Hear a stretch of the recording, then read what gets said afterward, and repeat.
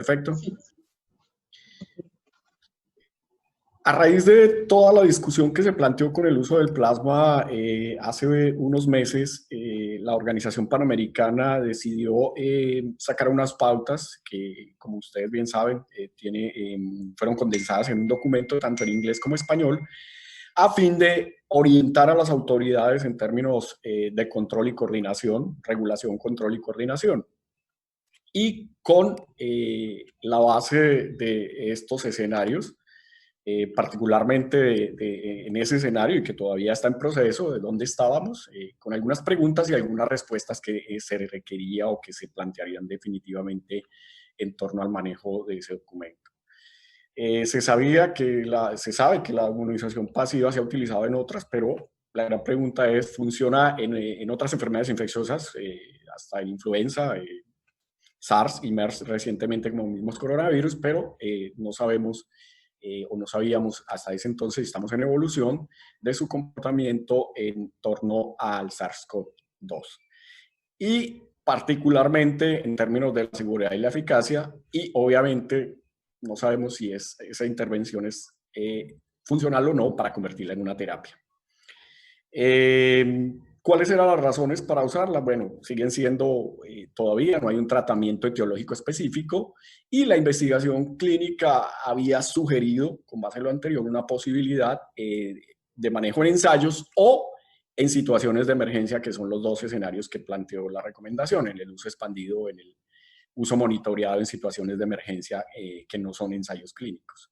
Pero además, las recomendaciones en torno a la regulación y control de las autoridades sanitarias para ver este proceso que no me va a detener y que seguramente lo van a describir mejor, de cómo tomar de un paciente el plasma vía plasmaféresis de un paciente recuperado y una vez hecha la plasmaféresis, transfundirla a un paciente con COVID esperando que los anticuerpos neutralizantes como tal neutralicen el virus. ¿Cuál es el escenario allí entonces? Si tenemos dos vías que se planteaban allí, dando preponderancia obviamente a los ensayos clínicos aleatorizados con participantes. El documento es claro y las consideraciones regulatorias se enfocaban primordialmente a generar evidencia en seguridad y eficacia. Esto es bien importante porque, insisto nuevamente, es un producto en investigación, es una terapia experimental, no una terapia convencional como las demás que están probadas. Y el otro escenario, como ya lo mencioné, es el protocolo para casos críticos. En este momento se planteó que posiblemente, con base en la experiencia que se estaba acumulando y lo que el mundo estaba discutiendo en términos de ese consenso hace 3 o 4 meses, que posiblemente fuese utilizado en estudios de uso de marco controlado, MEURI, por sus siglas en inglés y bajo el escenario específico. Y de allí, en este escenario de uso ampliado de acceso, podría recolectarse, además de usarse en pacientes críticos, otros datos claves posiblemente en torno a la seguridad. ¿Cuál era el objeto de los estudios? O sigue siendo el objeto, dar respuesta a esta serie de interrogantes. ¿Cuáles son los títulos, las dosis, la inmunidad? ¿Cuáles son los pacientes puede o no actuar mejor el plasma de convaleciente y cuál es la interacción con otras intervenciones? También se dio la orientación en torno a que ambos escenarios, tanto los ensayos clínicos aleatorizados como los programas de acceso expandido, tuviesen una revisión desde el aspecto ético por un comité de revisión ética y donde se pudiese verificar todo lo que tiene que ver que realmente el riesgo es inferior a la aplicación de la terapia y que se compara con los demás elementos como los consentimientos para donante y paciente y que se permitiera monitorizar los resultados y se documentara para compartirlos. Además de que fuese registrado en alguno de los escenarios, idealmente en el escenario internacional de la OMS, donde se pueden registrar todos los estudios, esto para todos los ensayos. Para el escenario de MEURI, el acceso expandido,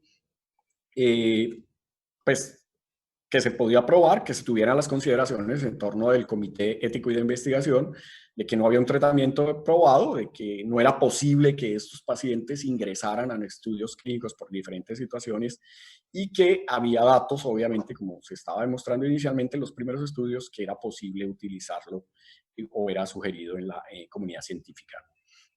Y que habría que explicar que podría tener una probabilidad de mejorar su recuperación, pero no se sabía todavía a la fecha la explicación a los pacientes. No se sabe si el tratamiento lo ayudará y si tendrá algún efecto nocivo, que es parte de lo que tiene que explicarse a los pacientes. Además, ambos enfoques deben tener otra serie de consideraciones, además de las éticas, el comité científico, como ya lo mencioné, y asegurar la recolección e informe de resultados, independiente de que sean positivos en favor de la terapia o negativos para los dos escenarios, eficacia y seguridad, y estar registrados. También dimos recomendaciones en torno a que la terapia experimental de plasma convaleciente tiene un marco regulatorio que en general en América Latina es bastante particular, porque la mayoría de la regulación en componentes sanguíneos, no en hemoderivados, sino en hemocomponentes, está en proceso de organización y sobre todo en proceso de ambientarse con los lineamientos internacionales de la sangre como un medicamento esencial. Entonces, es ahí donde surgen algunas inquietudes en torno a cómo, como si hubiese una especie de vacío, que es un reto que hay que desarrollar para algunos aspectos del manejo de la terapia experimental de plasma de convaleciente, particularmente a quién le corresponde vigilar los ensayos clínicos, dónde se debe reportar, cómo se reportan los eventos adversos, quién debe controlar qué. Eso es parte de lo que se ilustró allí de la coordinación de las actividades. ¿Qué se ilustró específicamente o qué se orientó específicamente? Definir un protocolo o un mecanismo que considere las recomendaciones que hacía la OPS y aquellas pues, que la evidencia mostrara, para evitar particularmente ¿qué? Lo que ha venido sucediendo en muchos de los escenarios, un uso generalizado que puede crear falsas expectativas o percepción de que realmente la terapia es beneficiosa para todos los pacientes y que, como bien mencionó el doctor Fernández, es la panacea. Y eso requería o requiere que las autoridades, que en ese marco regulatorio de control, sean muy fuertes para indicar claramente cuál es el manejo que se le va a dar al plasma de convalecientes.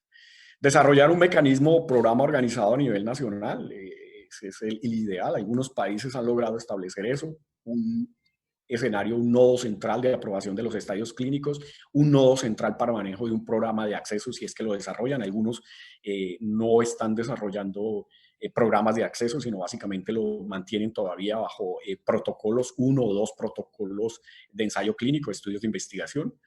Y seleccionar instituciones con capacidad de realizar todo el procesamiento, la colecta, el procesamiento del plasma convaleciente, sin afectar la disponibilidad de sangre, que ese es otro de las orientaciones que dimos y que seguramente se van a referir los colegas, los demás panelistas en torno a eso, que nosotros hemos ido recogiendo la experiencia y nos estamos dando cuenta que todo el mundo está pensando en plasma de convaleciente y al parecer se está desplazando la orientación principal de algunas instituciones de brindar componentes sanguíneos seguros para la demanda diaria para el paciente crónico que requiere transfusión.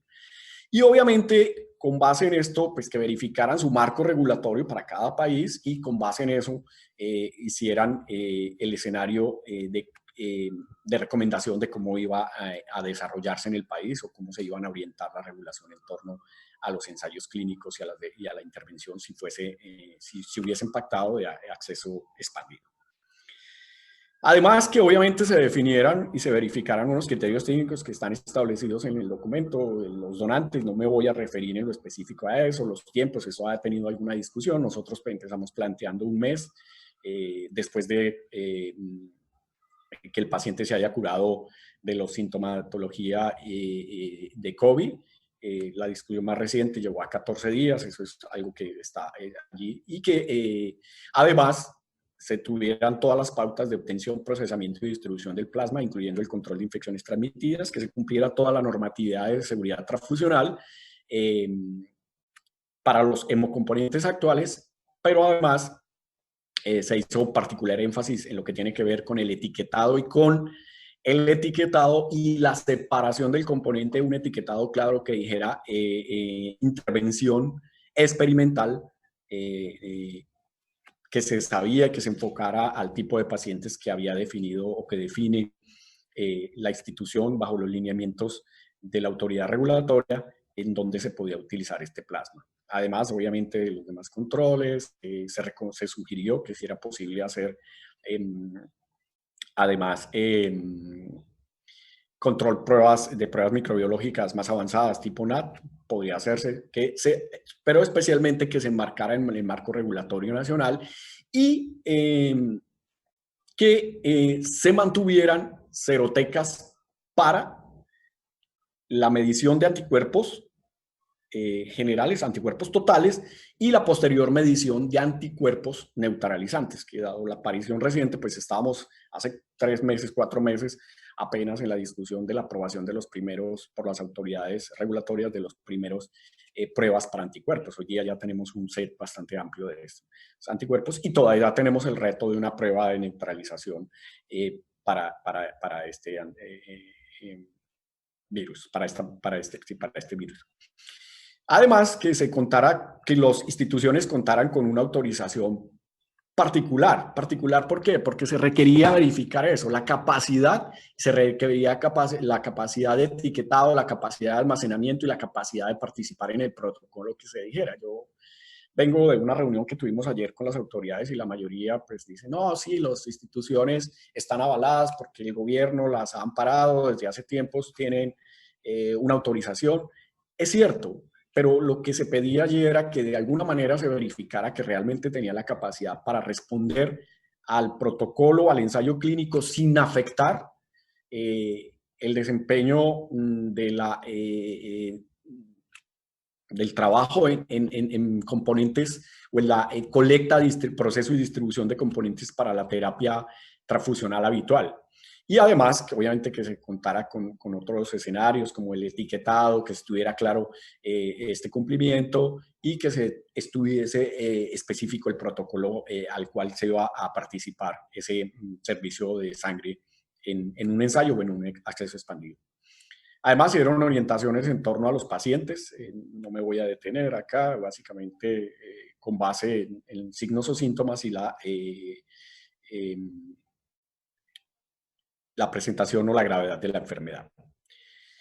Que se hizo seguimiento a los estudios. Esto es otro de los componentes que es bien importante. Junto con el anterior, ¿cuáles son el tipo de pacientes al cual se va a enfocar? ¿La recomendación inicial fue paciente grave o cuál fue el enfoque? El documento en general, en principio, estuvo hacia paciente grave. Ya seguramente se va a discutir sobre la evidencia que ha ido pasando.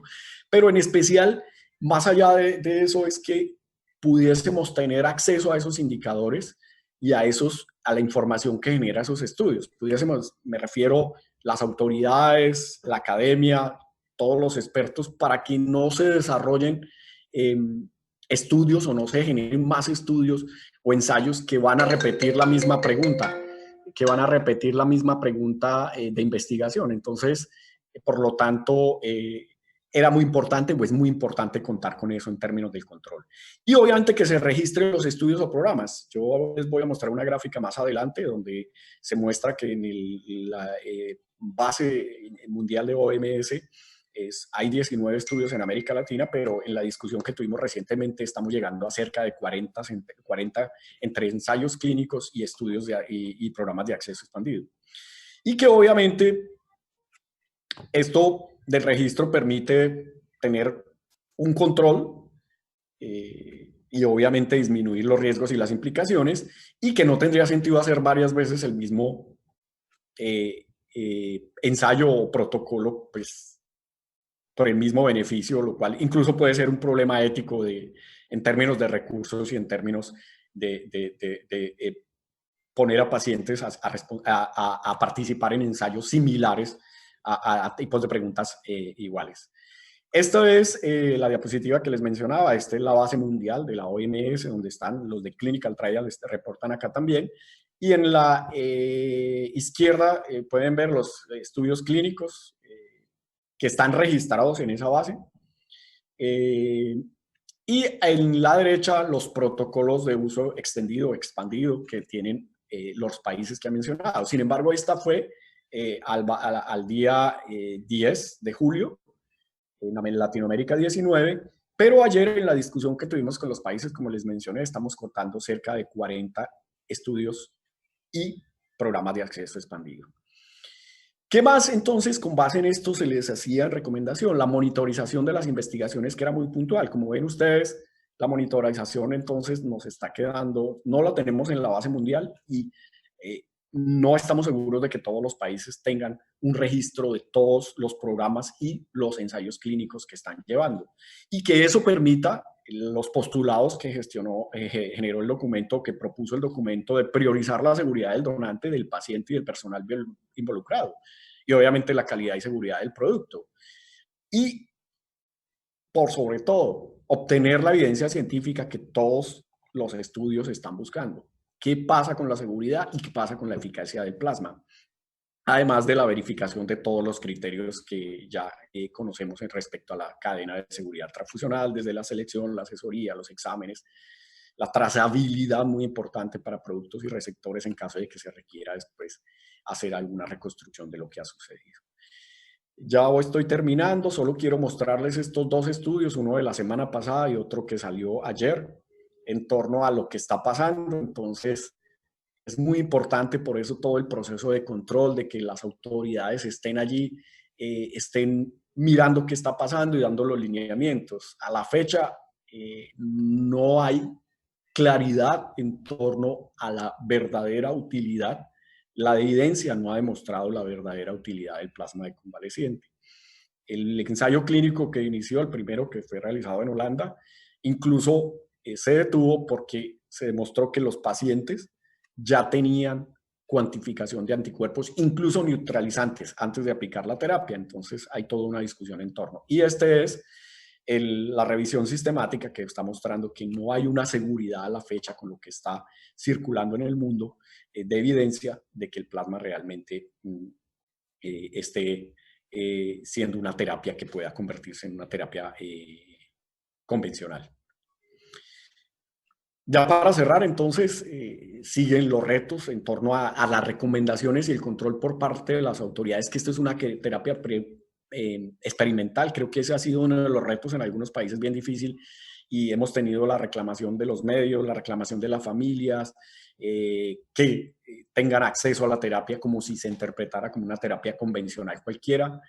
El tema de aprobación, registro y control es crítico por lo que acabo de mostrar. Si se está mostrando que no hay beneficio para estudios o ensayos clínicos que están avanzando, necesitamos entonces verificar exactamente con estudios que verdaderamente demuestren algo innovador y que puedan permitir llevar a resultados que aporten más al conocimiento, que tengamos el control de los ensayos y que tengamos obviamente las respuestas, los cuestionamientos éticos, incluso para ensayos que están marchando hoy día y que tenían una pregunta ética respecto, por ejemplo, a la seguridad o respecto a algunos temas que ya ha ido resolviendo la ciencia, valdría la pena reanalizar eso. Entonces es una invitación también al control de los comités de ética, qué pasa con esos ensayos o con esos programas. Antes no se tenía acceso a los anticuerpos para los pacientes, hoy día se tiene acceso, entonces es una discusión también que tiene que plantearse. Y la coordinación entre las autoridades, como mencioné en el marco regulatorio, entonces están los comités de ética, están las autoridades que aprueban los servicios de sangre o los bancos de sangre, están las autoridades que regulan los ensayos clínicos en algunos sitios.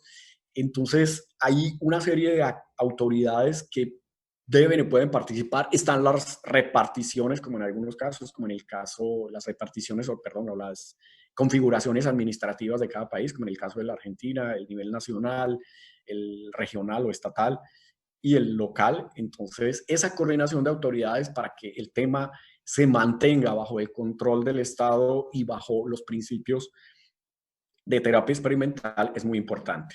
Muchas gracias, eso era lo que quería compartir con ustedes. Quedo atento. Bueno, muchísimas gracias, Mauricio. Ahora ya para el final vamos a dejar las preguntas. Muchas gracias por tu excelente disertación. Y seguimos ahora entonces con el doctor Oscar Torres. Si querés, Oscar, compartir la pantalla, muchas gracias. a vos también por tu participación.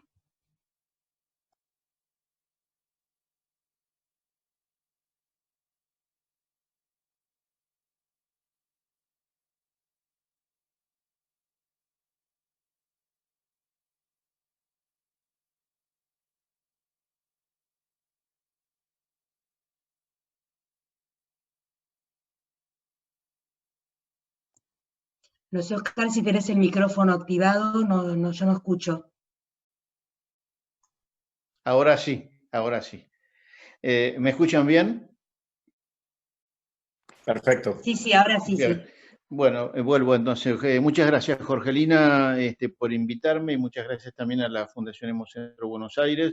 La idea es compartir algunas experiencias y algunos datos en relación con el marco regulatorio que tiene que ver con la obtención y la administración del plasma de convalecientes en nuestro país.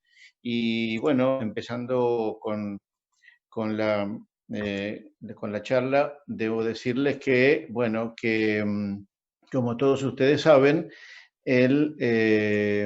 permítanme que ahí está. Que el 11 de marzo de este año la Organización Mundial de la Salud declara oficialmente la pandemia de COVID-19 y lamentablemente también reconoce que no hay un tratamiento específico para esta patología y que la medicina transfusional no estuvo lejos de ser agredida por esta pandemia, así es que tuvimos que salir a hacer fuertes campañas para la captación de donantes de sangre, de donantes voluntarios de sangre, fundamentalmente porque ha habido una merma importantísima en la cantidad de donantes que acudían a nuestros centros de donación. Tuvimos que ser muy rigurosos con las políticas transfusionales, fundamentalmente políticas transfusionales de tipo restrictivas, es decir, evaluar muy bien sobre las bases clínicas y sobre las guías clínicas transfusionales, cuáles eran los pacientes, cuál era el tipo de hemocomponentes que debíamos transfundir. Y también entramos en la temática de la pandemia porque la medicina transfusional aporta una alternativa terapéutica a esta patología que es el plasma de convalecientes. Habida cuenta que la Organización Mundial de la Salud consideró que los primeros resultados con el uso de plasma de convalecientes podría ser una posibilidad de un tratamiento experimental potencialmente útil. ¿Qué es el plasma de convalecientes? Bueno, el plasma de convalecientes es la extracción de sangre de un paciente que se recuperó de la infección o de la enfermedad y que a través de un mecanismo que es la aféresis obtiene este plasma rico en anticuerpos y que va a ser administrado a un paciente que todavía está en etapa de enfermedad. Y la idea es justamente, el objetivo de esto es llevar a cabo una acción terapéutica. Esta acción terapéutica que tiene varios objetivos, y uno de ellos es enfocar directamente o neutralizar la capacidad que tiene el virus de poder ingresar a la célula huésped, y eso lo hace a través de los anticuerpos neutralizantes, son los anticuerpos específicos que van a unirse contra las espículas del virus, y esto va a hacer entonces que no se pueda unir al receptor de la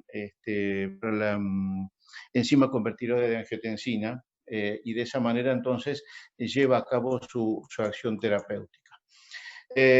Los primeros datos que hay en relación con la utilización del plasma de convalecientes fue en China, donde se administró plasma de convaleciente a 5 pacientes que estaban con un cuadro muy severo de infección por coronavirus, y se le administraron 400 mililitros de plasma con una concentración de IgG específica superior a 1 en 1000, una concentración de anticuerpos neutralizantes mayor a 40, pero que concomitantemente con esto también estaban recibiendo drogas antivirales y además corticoides. Ellos concluyen que en pacientes críticamente enfermos el plasma de convaleciente mejoró el estado clínico y que además no existían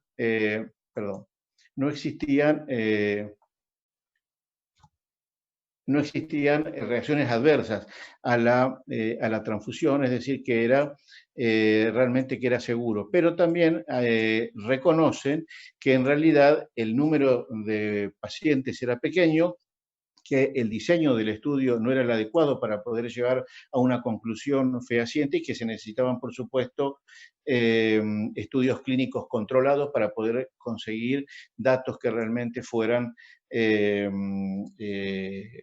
datos para considerar de valor en la utilización del plasma de convalecientes. ¿Qué es el plasma de convaleciente? Bueno, en realidad el plasma de convaleciente es un componente plasmático especial que tiene fundamentalmente esa situación de especial, tiene que ver porque a través de él vamos a hacer una terapia inmune de tipo pasiva que proviene de un donante de sangre con determinadas características y que va a ser específicamente administrado a un paciente con determinadas características. Es por eso que el banco de sangre tiene que evaluar la logística para poder hacer la extracción, la preparación, el almacenamiento de este producto, y para ello debe evaluar fehacientemente fundamentalmente el recurso humano capacitado, si dispone de insumos críticos adecuados para llevarlo a cabo, de manera de obtener un producto con buenas prácticas de manufactura, y por supuesto para ello debe hacer un control exhaustivo de los procedimientos. Para que esto se lleve a cabo necesita de un marco regulatorio y un marco ético, es decir, tanto para la preparación como para la utilización es necesario tener en cuenta cuáles son las regulaciones y cuáles son las consideraciones éticas. Tanto el aspecto regulatorio como el aspecto ético deben garantizar la seguridad del donante, también deben garantizar la seguridad de la persona que está involucrada en el proceso de la obtención y en el proceso de la transfusión. También debe garantizar la seguridad y la calidad del producto y, por supuesto, la seguridad y la eficacia que va a tener este producto durante la administración al paciente. Para ello, entonces, deben existir directrices que en nuestro país, sobre la base de la Ley Nacional de Sangre, a través de las normas técnicas y administrativas, y sobre el programa para regular el uso de plasma de pacientes recuperados, que se puso en marcha en el Ministerio de Salud desde la Dirección de Sangre y Medicina Transfusional, es que se lleva a cabo o se consideran cuáles son las regulaciones que debe cumplir o que deben cumplirse para que este producto sea de utilidad. En ello vamos a tener en cuenta, por ejemplo, cuál es la selección de donantes, y para la selección de donantes debe cumplir con los mismos requisitos que debe cumplir todo donante de acuerdo a la normativa vigente, que son nuestras normas técnicas y administrativas, pero además de eso tienen que ser pacientes recuperados de COVID después de 28 días de la resolución de síntomas, sin la necesidad de tener una PCR negativa, o también pueden ser aquellas personas que tienen una PCR negativa después de 14 días de permanecer asintomático, o personas PCR negativas que fueron asintomáticas después de 28 días del resultado positivo de la prueba. Lo mismo aquellas personas que fueron o son contactos estrechos de casos confirmados, tienen que esperar 14 días del último contacto y si fuera conviviente hasta que el caso estuviera el alta médica. Y también las personas con anticuerpos específicos para coronavirus, sin prueba de diagnóstico previa y que fueron asintomáticos, y pueden donar sin la necesidad de llevarse a cabo la técnica de PCR. Es decir, estas son las directrices que se modificaron ahora el 2 de julio del corriente año. Tampoco pueden donar o no pueden estar habilitados a aquellas personas que tienen antecedentes transfusionales o las mujeres con antecedentes gestacionales o abortos, o eventualmente aquellos que tengan anticuerpos anti-HLA o anticuerpos antigranulocíticos negativos. Por supuesto que se necesita que se le haga un dosaje de IgG específica, que puede ser cual y cuantitativo. Eventualmente, cuando esto se ponga en marcha y se estandarice, deberíamos también hacer el dosaje de anticuerpos neutralizantes, que en algún momento quizás, si hay algún correlato entre los anticuerpos neutralizantes y los anticuerpos específicos de IgG, quizás con los anticuerpos tipo IgG. Remarco que debe haber una evaluación médica y una calificación biológica según la normativa vigente, es decir, tanto los estudios inmunohematológicos como los estudios de serología y los de biología molecular se deben hacer de acuerdo a las normas técnicas y, por supuesto, garantizar la trazabilidad del producto. Para la obtención de este producto es necesario que se lleve a cabo en centros que están autorizados por la autoridad sanitaria competente, se debe hacer preferentemente por procedimientos de aferes y excepcionalmente podría hacerse en forma manual a través de la obtención de sangre total, y que en cada donación no se deben extraer más del 15% de la volemia del donante. Se debe emplear ACD tipo A como anticoagulante y se recomienda no extraer más de 600 mililitros de plasma, que daría lugar a 2 o 3 unidades de plasma de convaleciente. Se requiere que exista entre cada donación un mínimo de 48 horas, pero no debe excederse las 24 donaciones en el término de un año. Y también importante remarcar que los demás componentes obtenidos cuando se utiliza la sangre, la obtención a partir de sangre total, el remanente de esa unidad no tiene que ser utilizada para el recurso terapéutico y, por supuesto, siempre en el contexto de un programa de hemovigilancia. Como dijo Mauricio recién, bueno, en realidad los estudios empíricos sobre lo que es plasma de convalecientes sugieren que si se transfunden en los primeros días de los síntomas o en pacientes recientemente hospitalizados, podría existir una mejor respuesta. Pero, de todas maneras, como mostró recién Mauricio, si ustedes se fijan en esta revisión sistemática que salió ahora el 10 de julio, esa revisión sistemática concluye que no es posible asegurar que el plasma de convalecientes sea beneficioso para los pacientes y que se espera con mucha expectativa la publicación de nuevos trabajos con diseños metodológicos estrictos y que permitan obtener datos para tomar decisiones en cuanto a la seguridad y a la eficacia del plasma de convalecientes. Porque ya la FDA consideraba el tratamiento con plasma de convaleciente es un tratamiento de investigación y que se necesitan hacer ensayos clínicos para llegar a la conclusión de que el plasma de convalecientes es seguro y efectivo. Para ello, lo más importante es llevar a cabo pruebas clínicas controladas, porque hasta la fecha, en general, en el uso de plasma de convalecientes en otras patologías o en otras pandemias, nunca se han hecho estudios de este tipo y nunca se han hecho ensayos clínicos aleatorizados o randomizados, siempre fueron de tipo observacionales, ¿sí? Entonces, en este caso, se debe existir en el contexto, en nuestro país, en el contexto del programa del uso de plasma de convalecientes, se llevaron a cabo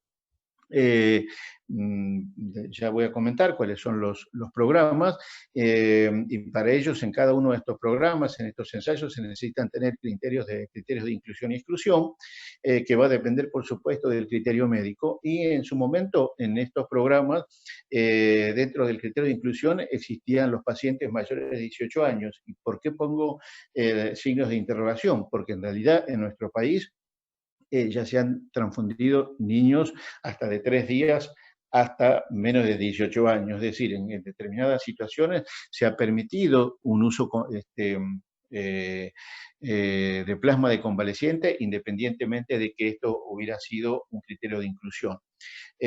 ¿Cuáles son los pacientes? Por supuesto, son pacientes que tienen confirmados una infección por COVID-19 por PCR, y que se van a incluir los pacientes de acuerdo al protocolo correspondiente, y por supuesto, desde el punto de vista regulatorio, debe haber un consentimiento informado específico para este tratamiento, porque es un tratamiento experimental.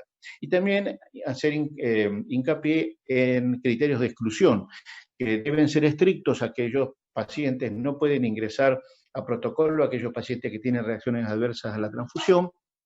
Y también pongo con signos de interrogación el embarazo, que en su momento se pensó como estricto, pero en realidad sabemos que está en etapa de revisión. Si una mujer en etapa de gestación y severamente comprometida no va a ser incluida también en el tratamiento de uso de plasma de convaleciente. Lo que sí debe quedar claro a la comunidad científica es que el tratamiento de plasma de convaleciente no es una emergencia médica, ¿sí? Y que es necesario, por supuesto, durante la infusión, llevar a cabo en forma estricta el control de los signos vitales y fundamentalmente evaluar si no existen signos o síntomas relacionados con las reacciones adversas a la transfusión. Y acá viene justamente la impronta del servicio de medicina transfusional, porque es el que debe capacitar hacia adentro, hacia el personal que va a trabajar tanto en la obtención como en la administración, y hacia afuera, hacia el médico prescriptor. Es decir, para llegar a la conclusión de que cuando un paciente necesite de una transfusión de plasma de convaleciente, deben haber criterios que realmente lo justifiquen. En general, la dosis es de una unidad de 200 a 250 mililitros, en general en pacientes que tienen hasta 70 kilos, pacientes que tienen mayor peso que esto podrían llevar 2 dosis, y si fuera necesario se repite esa dosis a las 12 horas.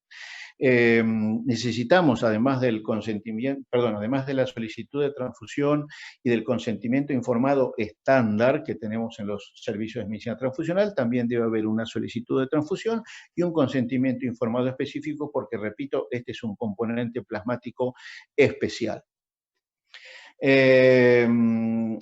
Importantísimo hacer hincapié en la necesidad de que esté el Estado permanentemente regulando, porque la función del Estado es coordinar, controlar y monitorear los ensayos clínicos y también los estudios observacionales de la transfusión de plasma de convaleciente. Cada uno de esos protocolos deben contener o deben considerar cuáles son los pacientes que se incluyen en el estudio, definir cuáles son las prioridades para el uso clínico, y eso va a depender, por supuesto, de los criterios clínicos que se trabajen en forma conjunta entre el servicio de medicina transfusional, con los infectólogos, con los clínicos o con los terapistas, y por supuesto tiene que haber indicaciones de los resultados, que esos que pueden ser a través de la mortalidad o el tiempo de permanencia de internación hospitalaria, o cuál es la carga viral, cómo va descendiendo en el tiempo, o el tiempo que tarda una PCR en negativizarse, y también, por supuesto, relacionado con las reacciones adversas a la transfusión. Es indispensable, tratándose de un tratamiento experimental, la necesidad de que estos protocolos estén aprobados por un comité de ética en investigación de cada una de las instituciones, y también tiene que haber un comité para monitorear los datos con el fin de detectar tempranamente aquellos efectos adversos que obliguen a detener el ensayo. Esos registros deben permitir la trazabilidad del producto desde el momento en que se obtiene hasta el momento en que se transfunde e inclusive también en etapas posteriores en el marco de un programa de hemovigilancia, porque uno debe hacer hincapié fundamentalmente en que un plasma en general y un plasma de convaleciente en particular no está exento de reacciones adversas a la transfusión, siendo estos los más temibles, por supuesto, el edema pulmonar no cardiogénico asociado a la transfusión y la sobrecarga circulatoria.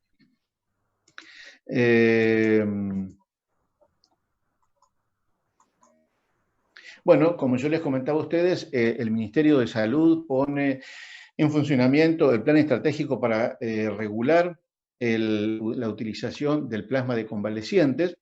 Y para ello, a través de la Dirección de Sangre y Medicina Transfusional, elaboró la doctora Silvina Cooperman desde el Hospital Garrahan, ayudó a llevar a cabo este protocolo, a diseñar este protocolo. Para eso la Dirección de Sangre y Medicina Transfusional también convocó a la Asociación Argentina de Hemoterapia, al Instituto Maestegui, al Instituto Malbrán, a la Facultad de Medicina, y se diseñaron dos protocolos, el protocolo de ensayo clínico nacional y el protocolo de acceso extendido, los dos dependientes, por supuesto, bajo la regulación de la Dirección de Sangre y Medicina Transfusional, y también permite el desarrollo de ensayos clínicos propios de la institución, como pueden ser en el caso de la Ciudad de Buenos Aires, el Hospital Alemán o el Hospital Italiano.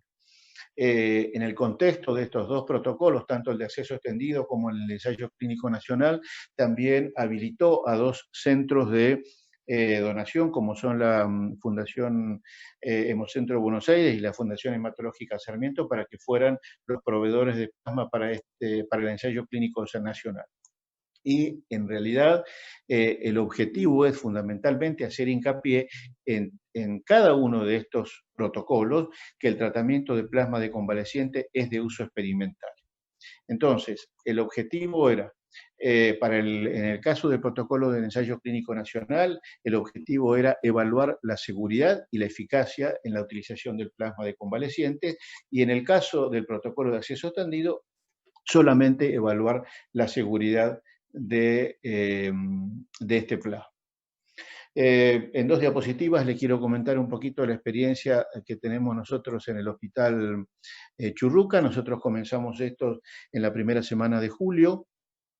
Hasta la fecha tuvimos 16 donantes, de los cuales uno no fue habilitado porque tuvo un anticore, 2 no están habilitados porque tuvieron anticuerpos IgG específicos negativos. Por ahora estamos en un 12%, pero hay que recordar que lamentablemente el resto con los quien uno habla, lamentablemente tenemos entre un 20 y un 25% de donantes que tienen anticuerpos negativos. En general consideramos en el hospital, lo hacemos por la técnica de quimioluminiscencia, y tenemos valores de reacciones de relación de positividad entre 2.70 hasta 9.39, considerando como valores óptimos aquellos que tienen más de 4 de RP. 6 personas donaron una sola vez y 3 personas lo hicieron en 2 oportunidades. Solamente en un solo paciente, en un solo donante, tuvimos una reacción adversa que fueron parestesias peribucales que fueron autolimitantes, así que no tuvimos mayores complicaciones. Y en relación con, perdón,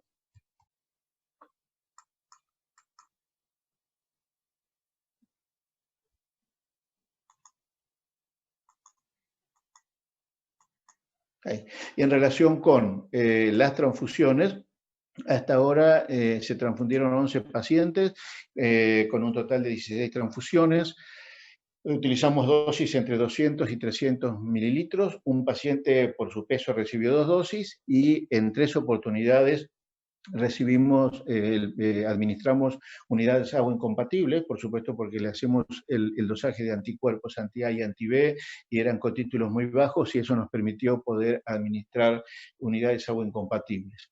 6 pacientes se transfundieron en el servicio de clínica médica y 5 pacientes en terapia intensiva. Hasta ahora, como es un programa de acceso expandido, nosotros evaluamos solamente la seguridad, y debemos decir que de todos los pacientes que nosotros transfundimos, que obviamente son muy pocos porque recién empezamos, no tuvimos ningún tipo de reacciones adversas con la transfusión de este producto. Entonces, ya para ir terminando, yo creo que debemos recordar que la pandemia por coronavirus ha tenido una impronta muy importante sobre la medicina transfusional. Esto hay que tener muy en cuenta porque todo el mundo quiere ser partícipe de alguna manera del plasma de convalecientes. Y yo he visto o he escuchado de hablar de indicación y de plasma de convalecientes a especialistas que no conocen ni lo que es una unidad de plasma, pero sin embargo hablan de plasma de convalecientes, o escucho hablar de indicaciones de la transfusión de plasma a profesionales que se dedican a la investigación básica. Entonces, esto me hace acordar, o quiero referirme a esta imagen que tengo acá, donde digo que la persona que sabe y que conoce del tema es la persona que está habilitada para poder dar información a la población. ¿Cuál es la población? La población que está ciega de conocimiento. Esa población tiene que escuchar, y lo que tiene que escuchar tiene que ser información que tenga fundamentos. y el que lamentablemente carezca de fundamentos o de conocimiento debe permanecer y aprender tanto como el que está ciego de conocimiento.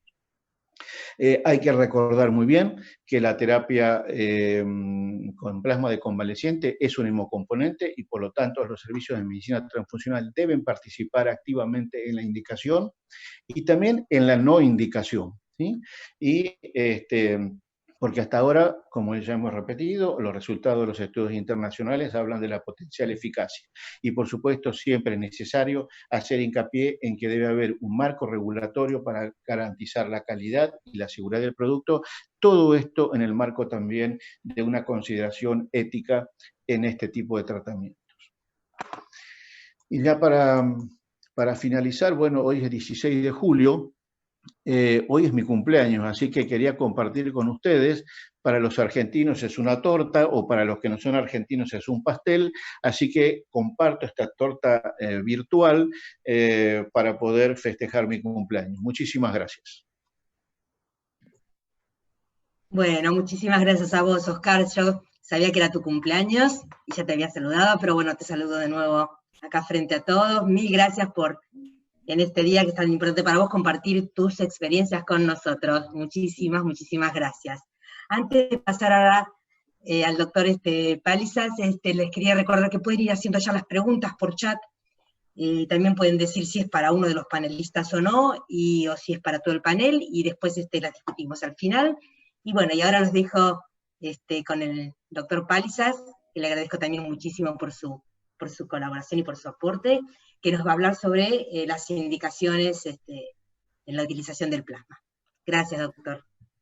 Bueno, muchas gracias por la invitación a estar en este grupo. Me siento un poco solo y intimidado por el trasfondo de hemoterapia de todos los componentes, y realmente siento que yo he pecado muchas veces, decir, pidan plasma, pidan sangre, como si fuera una cosa que sacan de un estante, y realmente me rindo ante todo el proceso que se sigue para tener un hemocomponente o sangre o plasma, etcétera. Para los que estamos de este lado, los que estamos con los enfermos, nos parece una cosa que viene como si fuera un medicamento en un frasquito. Así que mis respetos a todo lo que se ha dicho. El tema que nos ocupa hoy, el plasma de convalecientes, que comparto totalmente, que es un tratamiento experimental y que tiene un gran componente de esperanza, pero también lo que nos ha pasado a los que estamos en terapia intensiva, recibimos a los enfermos de una patología nueva, sin tratamientos, que se nos han ido cayendo montones de tratamientos que parecían útiles al principio de la pandemia, y nos hemos quedado casi con dos grandes tratamientos. Uno, el plasma de convalecientes, y el uso de la dexametasona en los pacientes con compromiso pulmonar predominante. Es decir que, independientemente de la base y la evidencia que tengamos por el plasma lo usamos, y lo que sí comparto es que tenemos que restringir los pedidos de plasma a lo que nos parece, por la poca evidencia que hay hasta ahora, que sería más prudente indicar, ¿no? Si uno va a los antecedentes del tema del plasma de convalecientes, los primeros experiencias se hicieron en la epidemia de 1918, hace ya más de 100 años, y aparentemente haciendo revisiones de los trabajos publicados, el uso del plasma de convalecientes en esa ocasión, en un artículo publicado en el Annals, aparentemente disminuía al 21% la tasa de mortalidad absoluta, con un bajo riesgo de sesgo. Es decir que aún hace 100 años parecía que esta terapéutica tenía un componente de efectividad que se puede comprobar. Perdón que tengo acá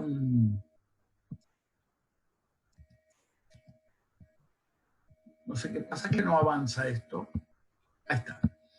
En nuestro país, especialmente en Argentina, con la experiencia de la fiebre hemorrágica argentina, los trabajos del grupo del doctor Maistegui también fueron revisados y publicados, y lo que se vio en esos casos, dos cosas. Primero, una efectividad importante, es decir, una disminución de la mortalidad usando pacientes con plasma normal, como vemos en el gráfico aquí, en vez de la mortalidad bajaba de 16,5% al 1,1%. Es decir, que era realmente efectiva y se convirtió en una de las armas fundamentales del tratamiento.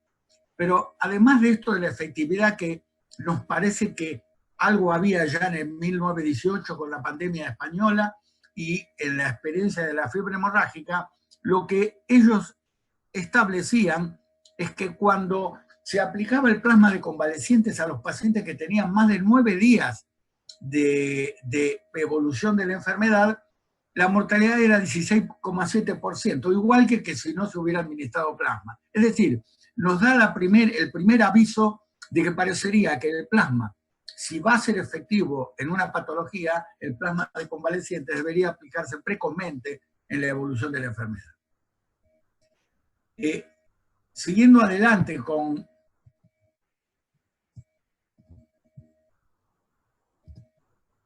No sé por qué no me avanza esto, disculpen. Quizá con la flechita que toque para abajo. A ver. Ahí está. Recientemente ya vamos a los trabajos actuales y de análisis posteriores al grupo chino. Es decir, hay un trabajo del grupo de Li de China que parecería que en los pacientes que tenían una enfermedad severa o grave, pero no crítica o con que comprometía inmediatamente la vida, en los pacientes que estaban comprometidos pero no críticos, aparentemente la mejoría con el tratamiento del plasma de convalecientes era más evidente. Y también vuelve a manifestarse en los grupos analizados, y si bien no concluyentes, como se dijo repetidamente en las exposiciones anteriores, debería aplicarse el plasma de convalecientes dentro de las 2 semanas, antes del día 14. Y esto, el asunto es ¿por qué? ¿Por qué antes actúa y después no actuaría? Aparentemente el trabajo que mostró el primer expositor, el trabajo de Holanda, muestra que cuando llegaban al día 10 los pacientes para ser infundidos con plasma, el nivel de plasma, el nivel de anticuerpos del plasma de los pacientes que tenían ya era casi igual al nivel de anticuerpos que tenía el plasma de convalecientes. Es decir, que si uno quería tener un efecto en la inhibición del ataque viral al paciente, tendría que darlo antes, porque después, aparentemente a nivel del día 10, ya los anticuerpos propios del paciente hacían el trabajo. Es decir, que entonces tenemos que aparentemente no sabemos exactamente si va a ser beneficioso o no, pero aparentemente es más beneficioso en los pacientes que están graves, pero no críticos y con compromiso inmediato de la vida, y también con una aplicación precoz del plasma de convaleciente.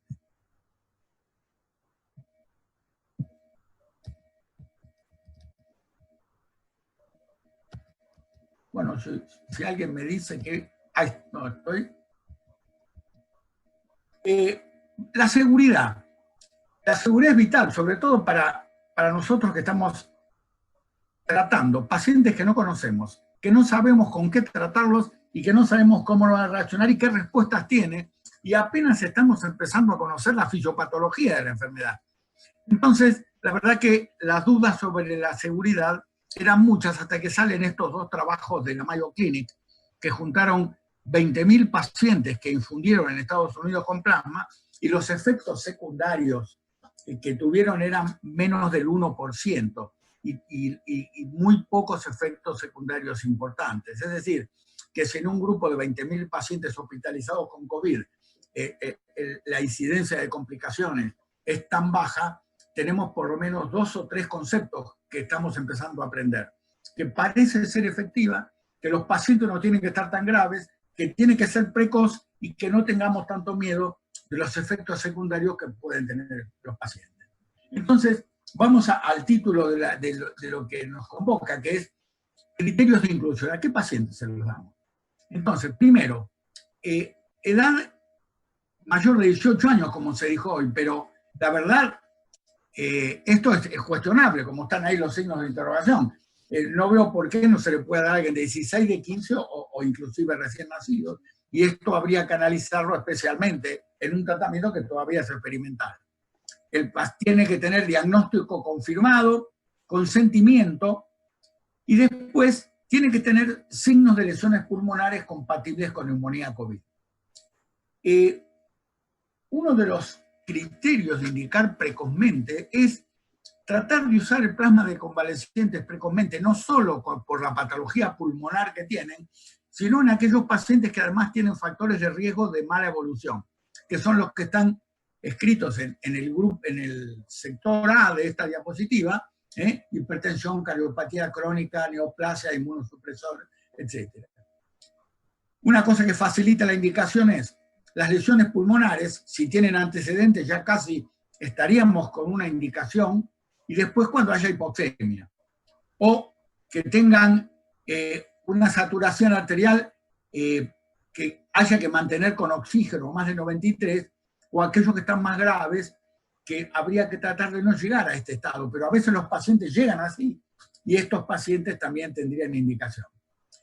Los pacientes intubados en ventilación mecánica que tengan menos de 300 de PAFI, es decir, una oxigenación en el rango de distrés respiratorio, que estén dentro de los 14 días o antes especialmente, y que no tengan otras disfunciones que nos están diciendo que puede haber una muy mala evolución.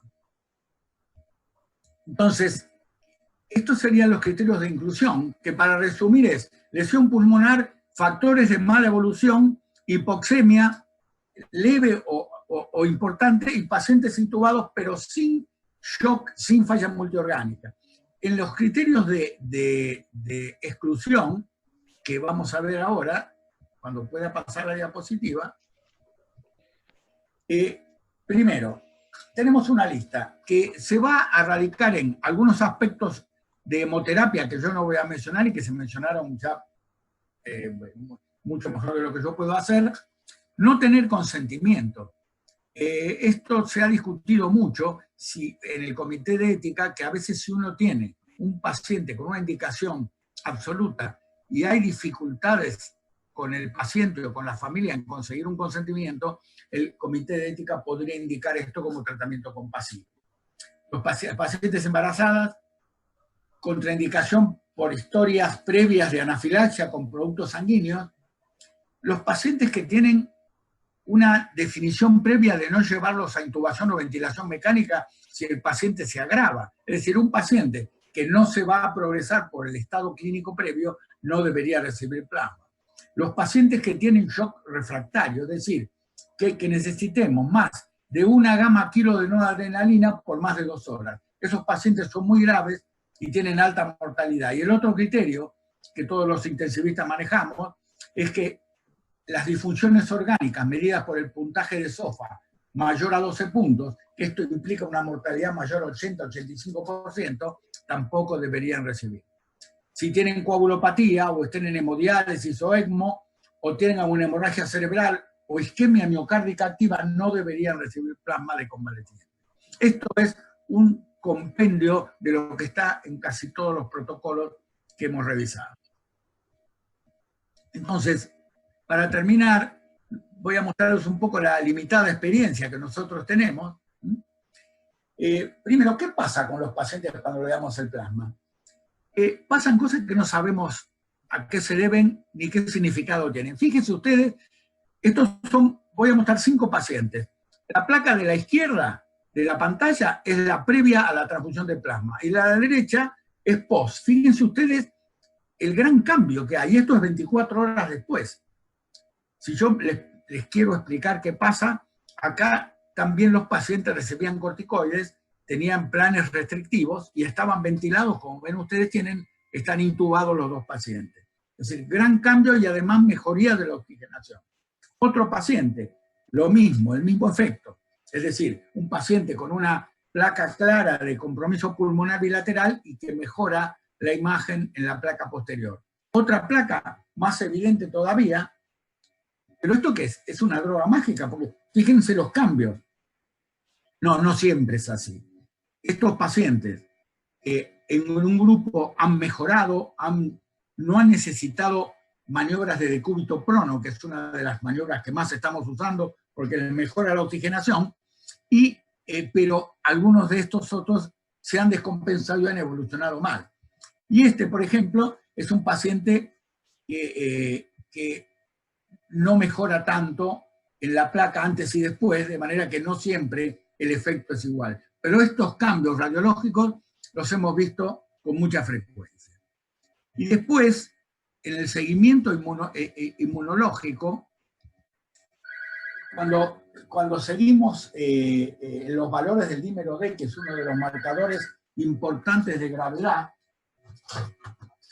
vemos en los sobrevivientes una tendencia importante a la disminución de los valores del dímero D, y en el gráfico de la derecha una tendencia a un aumento del dímero D pese al tratamiento. Como ven, algunos pacientes que tienen una mejoría y sobreviven, el dímero D puede aumentar un poco en los días siguientes, pero la tendencia clara es que los valores inmunológicos que responden a la tormenta de citoquinas en estos pacientes, la ferritina, la proteína C reactiva y el dímero D, tienden a disminuir en los pacientes que se le da plasma de convalecencia.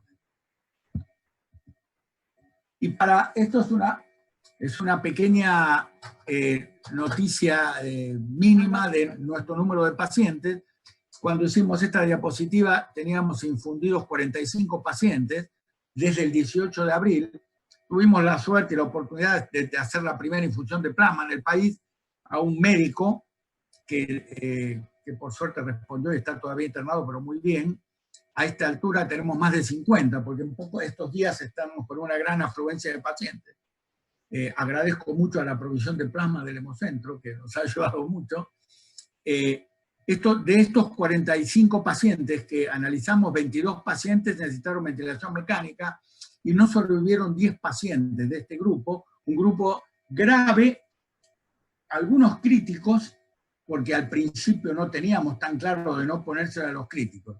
Y los pacientes, viendo las complicaciones posibles, la verdad que no observamos complicaciones en un grupo de pacientes que es significativamente importante. Y las complicaciones, como mencionó el doctor Torres, la sobrecarga circulatoria, que en general es una contraindicación, yo diría que si los pacientes tienen una presión venosa medida por la presión venosa yugular, y uno puede darles diuréticos, y los pacientes tienen clara indicación, uno puede animarse a darles plasma. No vimos injuria pulmonar asociada a la transfusión, y no vimos otro tipo de reacción. Es decir, nosotros tenemos incorporado al protocolo de tratamiento, en los primeros días, el tratamiento que nos ha quedado como antiviral, que sería el plasma de convalecientes, y los corticoides cuando los pacientes tienen hipoxemia progresiva. Creemos, nos parece, que los pacientes se benefician. Veremos después cuando salgan los trabajos. Muchas gracias por escucharme.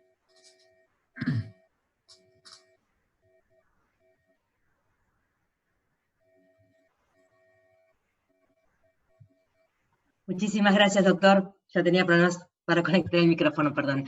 Bueno, muchas gracias, doctor, por sus aportes. Les recuerdo también, les vuelvo a recordar el tema de las preguntas, que las pueden ir haciendo ahora para después discutir todos al final. Y bueno, vamos a darle lugar entonces a la doctora Graciela Merice, que nos va a comentar acerca de los datos que estamos teniendo en el Hemocentro con respecto a los donantes de sangre.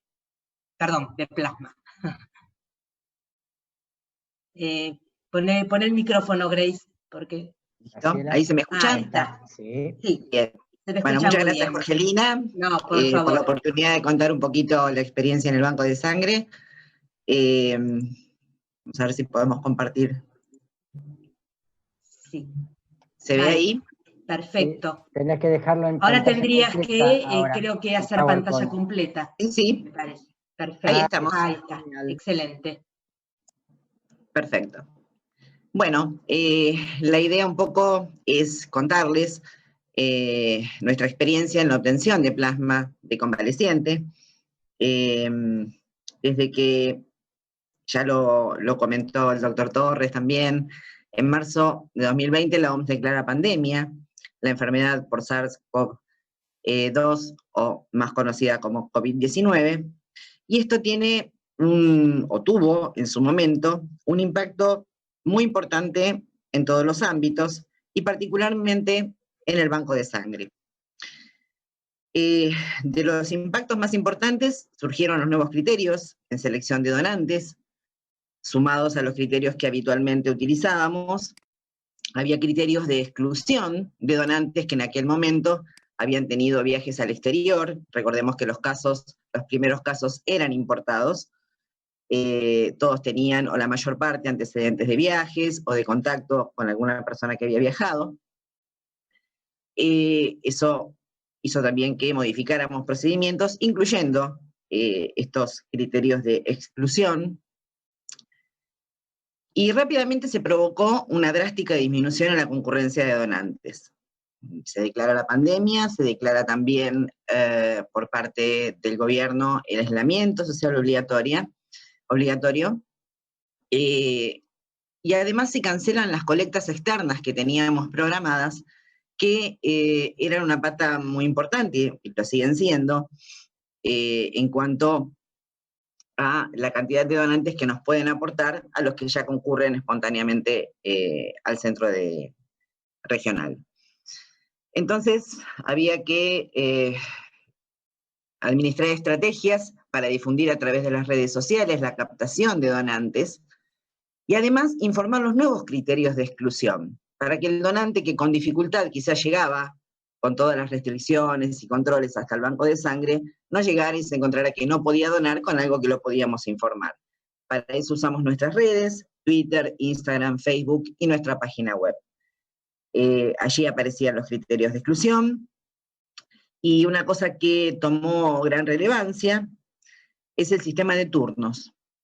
Nosotros ya lo teníamos implementado, la gente lo usaba no en su gran mayoría, la gente estaba como acostumbrado a ir directamente al banco de sangre, pero en este momento nosotros necesitábamos que no hubiera aglomeraciones, que fuera una atención ordenada, y además el sistema de turnos a través de la página web, si el donante se inscribe, el sistema automáticamente le envía un mail de confirmación, que a su vez sirve como permiso para circular, que también, durante ese momento y actualmente, sigue siendo una herramienta muy importante para que el donante pueda acercarse al banco de sangre sin tener problemas en los controles. Se hicieron modificaciones, por supuesto, de todos los procedimientos operativos, sobre todo en los de bioseguridad, tanto para el personal como para los donantes, con el uso de máscaras, el uso de barbijos, el control, por ejemplo, de la temperatura antes de que el donante ingresara a la institución, la presencia en todos los lugares, en áreas comunes, de alcohol al 70%, al ingreso del donante se le ofrece por el lavado de manos, higienizarse las manos con alcohol en gel, o se dispensa alcohol al 70% para el enjuague de manos. Esto antes de entrar a la institución, y bien entran antes de pasar a la sala de espera. Eso es algo que lo seguimos manteniendo, por supuesto, hasta ahora. Las cosas no han cambiado mucho desde que empezó aquel momento. Si bien ya en el mundo había trabajos que nos hablaban del uso del plasma de convaleciente para mejorar o ayudar a algunos enfermos en estado crítico, recién el 17 de abril, la resolución 783 de 2020, el Ministerio de Salud aprueba el plan estratégico para regular el uso del plasma en pacientes recuperados, con usos terapéuticos, por supuesto, a través de la Secretaría del Ministerio de Salud, de la Dirección de Medicina Transfusional. Y es el 21 de abril recién que nosotros recibimos las primeras directrices para bancos de sangre y centros regionales de hemoterapia, donde el Ministerio decide incluirnos como uno de los centros de recolección de plasma privado, juntos con otras instituciones, para participar tanto en el ensayo clínico nacional como para proveer plasma para protocolo extendido a instituciones que tengan aprobados los procedimientos por comités de ética como corresponde. Las primeras directrices, recordemos que pedían, y esto es un poquito de historia, para que mostrar quizá las dificultades con las cuales nos encontramos en el transcurso de todo este tiempo, en la selección y en poder, digamos, recolectar los donantes, citarlos y hacer los procedimientos. Fue bastante dificultoso. Los primeros criterios de inclusión, las primeras directrices hablaban de un hisopado de diagnóstico y 2 hisopados de alta. Y no todos los pacientes tenían los 2 hisopados de alta. En ese momento, muchos de ellos solamente tenían 1. Eso hacía que la cantidad de donantes que podíamos reclutar, o de pacientes recuperados, era poca. En realidad, ahí también se hizo una planificación para convocar donantes mediante las redes sociales, contando un poco de qué se trataba. Se imprimieron flyers con información para los pacientes que eran dados de alta en las instituciones, para que conocieran que ellos podían tener la capacidad de poder ayudar a un paciente una vez sido recuperado. Y también la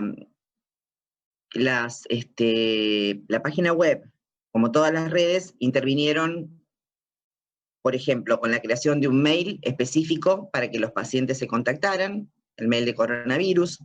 Allí el paciente podía dejar sus datos y posteriormente nosotros contestábamos según los datos que nos dejaba. Después les voy a mostrar en algunos slides cuáles fueron un poco los resultados de esas convocatorias. También se generó un formulario en la página web donde el donante podía dejar su nombre, apellido, número de teléfono. Había 3 preguntas, era muy conciso, por sí o por no, si tenía el hisopado diagnóstico, cuánto hacía que habían concluido los síntomas y si tenían los hisopados de alta. Con todo eso nosotros podíamos organizar, visitar al donante, con la idea de, primero, evaluar que cumpliera con todos los criterios de donación de sangre, como ya lo mencionó el doctor Torres, la toma de las muestras para realizar estudios inmunohematológicos, serología, biología molecular, para HIV, hepatitis C y hepatitis B, que hacemos en la institución, hemograma, por supuesto, y la toma de muestra para determinar los anticuerpos anti-COVID. Además de la toma de muestras adicionales para congelar y enviar al Instituto Maiztegui para la realización de anticuerpos neutralizantes. En cuanto a cómo sigue esto en la historia, el 12 de mayo llega una segunda versión de las directrices, y ahí ya nos permite que los criterios de inclusión cambien y el paciente recuperado que ha tenido un diagnóstico positivo y un hisopado positivo y un solo hisopado de alta pueda ser incluido. Esto nos permitió volver a trabajar sobre aquellos donantes que en el primer momento nosotros diferimos por no tener los 2 hisopados. También esto se informó mediante redes para que estuvieran los donantes también enterados del cambio de las directrices. Pero nosotros pensábamos muy contentos, bueno, ahora vamos a tener mayor afluencia y cantidad de donantes, vamos a tener un poder de convocatoria bárbaro, pero el problema con el cual nos enfrentamos es que casi en el mismo momento cambian los protocolos, sobre todo de Cava, y se deja de hacer el hisopado de alta, con lo cual la mayor parte de los donantes que nos contactaban tenían su hisopado positivo, habían cursado, cesado los síntomas, pero se les daba el alta una vez que el paciente estaba bien, sin hacer el hisopado, que era un requerimiento de la directriz, de las segundas directrices. Y afortunadamente el 3 de julio llegó la última versión, donde ya eso, solo de directrices, yo, digamos, lo que quiero recalcar es cómo nos influyó a nosotros como banco de sangre. Nos permitía que un donante que no hubiera tenido un hisopado negativo de alta, pero que hubieran pasado 28 días desde la finalización de los síntomas, pudiera ser incluido. También como aquellos que hubiera pasado el tiempo correspondiente y tuvieran anticuerpos positivos, también podían ser incluidos, algunos asintomáticos también. Actualmente estamos trabajando sobre todo con esos donantes que también fuimos difiriendo, pero que los teníamos registrados para volver a convocarlos. Actualmente, el programa que implementa el Ministerio de Salud de convocatoria de donantes para plasma nos ha incluido, y realmente creo que eso nos va a ser de una ayuda muy, muy importante en la convocatoria y en la obtención de donantes. El programa está implementado de una manera que hay un médico asignado a cada institución, está capacitado para realizar una preselección con llamados a pacientes recuperados. Luego, este médico coordina con el Centro Regional de Hemoterapia para la citación del donante y para realizar la primera entrevista y toma de muestras. Tanto en la entrevista y toma de muestras, si todos los estudios están bien, nosotros nos volvemos a comunicar con este médico que nos fue asignado, que ya tuvimos algunas comunicaciones, aunque todavía no hemos tenido los donantes, porque se está empezando a implementar. Y un dato importante para el donante es que el ministerio se hace cargo del traslado, tanto sea para la toma de la muestra como para el procedimiento de plasmaferesis en sí. Entonces, bueno, quería mostrarles rápidamente, veo que no quedan muchos minutos, cuáles fueron los resultados de las vías de contacto que tuvimos, porque a veces parece fácil decir, bueno, sí, hay un montón de pacientes recuperados, todos van a poder donar. No, ahora van a ver qué lejos estamos de eso. Al contrario, son muy pocos los que cumplen con todos los criterios para considerarse un donante apto para poder donar plasma. De los contactos por vía mail, que fueron 143, perdón, pusimos un ítem que lo pusimos solo consulta de datos, gente que envió mail solo consultando, quiero donar plasma, ¿cómo es esto? Bueno, cuando se le hacía la respuesta, con los criterios de inclusión, con lo que tenían, lo que se necesitaba, eran mails que no volvíamos a tener ningún contacto, aunque lo volvíamos a intentar, no era posible. El segundo tema importante era que no tenían el hisopado negativo de alta, un 32%, ¿sí? Había otros mails que se llamaban, los dimos a llamar sin haber tenido COVID. 14 personas, 10%, consultaron con las ganas de ayudar, entendiendo que quizá donando plasma, aún no habiendo tenido la enfermedad, podían ayudar también, y bueno, se les explicó que no extraíamos el plasma, solo de convalecientes lo hacíamos, pero se los invitaba a donar sangre, que era algo también muy importante y que estábamos necesitando. Y de los 143 contactos, solo 17 fueron aptos para citar. Fíjense los números, ¿sí? Pasó algo similar con los contactos por vía web. Teníamos todavía el problema del hisopado de alta, de 33 contactos por vía web. El 61% no tenía hisopado de alta, con lo cual no lo podíamos incluir. Y el 39% sí. Uno dice 39%, pero de 33. Es decir, eran 13 donantes que pudimos citar para estudiar. De los llamados recibidos en Fundación Hemocentro Buenos Aires, sin hisopado, un gran porcentaje, me tapa la pantalla. Otro tema, las mujeres con gestas, un 22% de mujeres que habían tenido más de una gesta, digamos, una gesta, un aborto en el transcurso de su vida, tampoco las podíamos incorporar. Un 3% por enfermedad preexistente, cardiovasculares, las 3 enfermedades con las cuales el donante no podía ser considerado como apto, y el 14% y el 16%, 14 donantes de 87 llamados, sí pudieron ser convocados para hacer la citación. En cuanto a estos 52 donantes, que fueron el total de citados hasta que se hizo que preparé este Power, no aptos resultaron 16, por distintos motivos. El principal motivo, la ausencia de anticuerpos anti-COVID, ya sea por anticuerpos negativos o por RP que considerábamos bajos.